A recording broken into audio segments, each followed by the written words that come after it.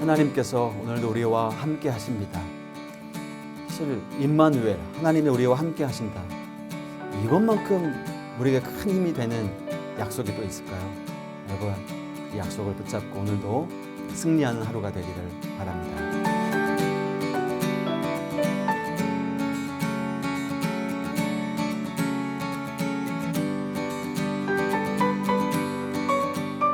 므낫세가 죽고 그 뒤를 이어 그의 아들 아몬이 왕위에 올랐습니다. 하지만 그는 우상을 섬기며 재위 2년 만에 자신의 신하들에 의해서 죽임을 당하고 맙니다. 굉장히 정치적으로 혼란한 상황에 빠진 것이죠. 그때 요시야 겨우 8살의 나이로 왕위에 오르게 되었습니다. 아마 이 내용으로 영화나 드라마를 만들었다면 그는 아마도 비운의 주인공이 될 가능성이 높습니다.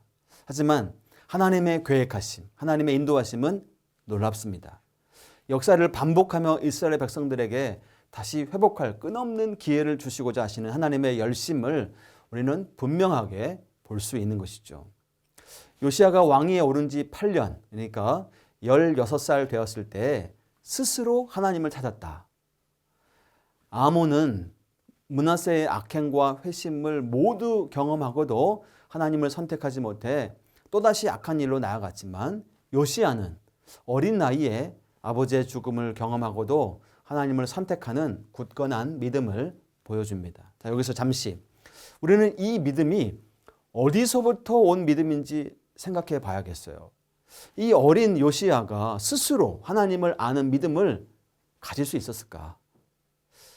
보이는 모습 그러할지 몰라도 우리는 하나님이 알려주시지 않으면 우리는 하나님을 알 수 없는 존재잖아요. 하나님을 스스로 계시하셔야 우리가 하나님을 알 수 있는 거죠.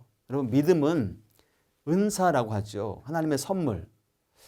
요시야에게 이 믿음의 선물을 주셔서 유다 백성들과의 관계가 회복되길 기대하시는 하나님의 마음이 느껴집니다.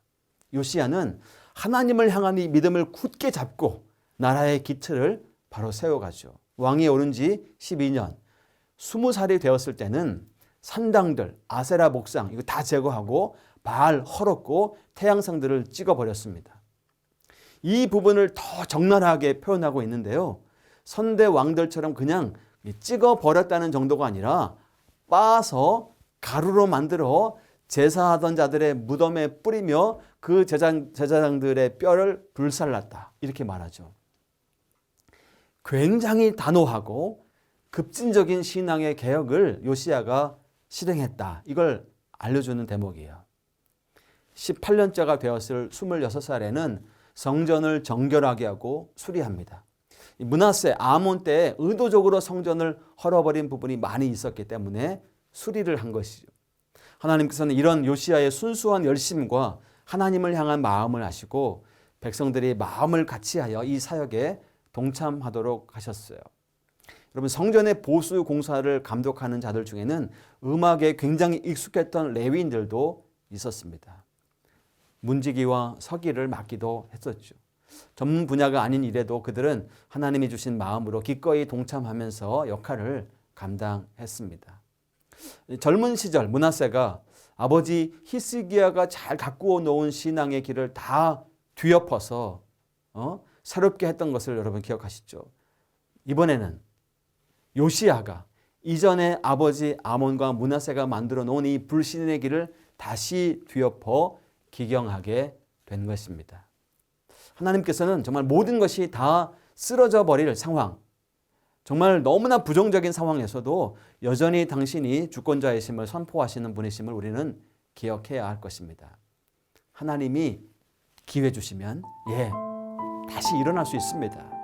지금 상황이 다 너무나 어렵게 되었어도 정말 앞이 보이지 않는 어려움 가운데 있다 할지라도 하나님이 우리와 함께 하시니 믿음과 소망으로 오늘도 겸손하게 하나님 앞에 무릎 꿇어 나아가는 저와 여러분들에게 하나님이 소망 주실 것을 믿습니다.